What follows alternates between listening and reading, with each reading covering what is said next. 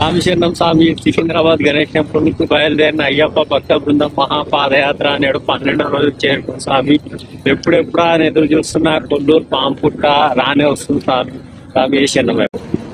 కొల్లూరు పాంపుట్ట సంవత్సరం పెరుగుతుంది అంట, అది నిజమేనా స్వామి? అది నిజమా కాదన్నది ఇక మనకు తెలియస్తుంది. మీకు చూసినప్పటికి ఇప్పటికైతే కొంచెం డిఫరెంట్ అయితే ఉంది.